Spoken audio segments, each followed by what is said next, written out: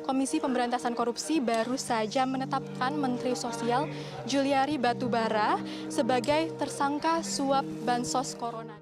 Para pejabat Kementerian Sosial berikut dengan menterinya sekaligus, malah menodong para vendor dengan uang cashback. Mereka meminta Rp10.000 dari setiap paket bantuan sosial. Pada 6 Desember 2020, KPK menetapkan mantan Menteri Sosial Juliari Batubara sebagai tersangka kasus dugaan suap bantuan sosial penanganan pandemi COVID-19 untuk wilayah Jabodetabek. Penetapan tersangka Juliari Batubara saat itu merupakan tindak lanjut atas operasi tangkap tangan yang dilakukan KPK pada Jumat 5 Desember 2020. Usai ditetapkan sebagai tersangka, pada malam harinya Juliari menyerahkan diri ke KPK. Selain Juliari, KPK juga menetapkan Matius Joko Santoso, Adi Wayono, Ardiani M, dan Heri Sidabuke sebagai tersangka selaku pemberi suap. Menurut KPK, kasus ini bermula dengan adanya program pengadaan bansos penanganan COVID-19 berupa paket sembako di Kemensos tahun 2020 dengan nilai sekitar 5,9 triliun dengan total 272 kontrak dan dilaksanakan dengan dua periode. Juliari sebagai Menteri Sosial saat itu menunjuk Matius dan Adi sebagai pejabat pembuat komitmen atau PPK dalam pelaksanaan proyek tersebut dengan cara penunjukan langsung para rekanan dan diduga disepakati ditetapkan adanya fee dari tiap-tiap paket pekerjaan yang harus disetorkan para rekanan kepada Kemensos melalui Matius.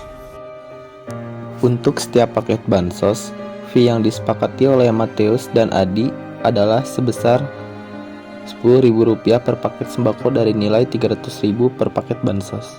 Pada Mei sampai November 2020, Matius dan Adi membuat kontrak pekerjaan dengan beberapa supplier sebagai rekanan yang diantaranya Ardian IM dan Hari Sidabuke dan juga PT RPI yang diduga milik Matius. Penunjukan PT RPI sebagai salah satu rekanan tersebut diduga diketahui Juliari dan disetujui oleh Pak Adi.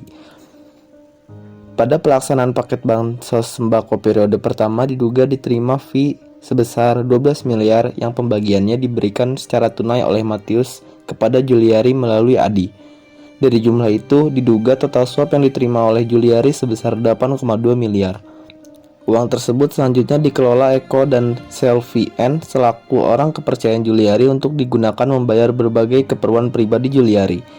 Kemudian pada periode kedua pelaksanaan paket bansos sembako, terkumpul uang fee dari Oktober sampai Desember 2020 sekitar 8,8 miliar.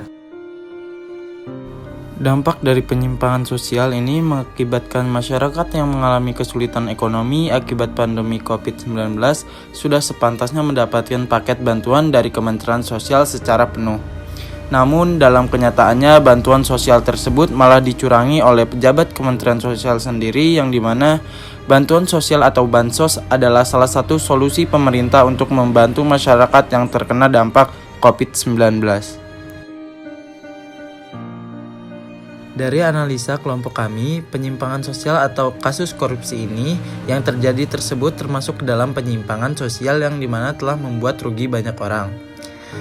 Dan untuk solusi dari kelompok kami mengenai kasus korupsi yang terjadi ini dilihat dari dampaknya, seharusnya tindakan yang dilakukan oleh negara lebih mengedepankan hukuman yang ada di Indonesia, yaitu dengan menindak tegaskan pelaku korupsi ini dengan vonis pidana mati.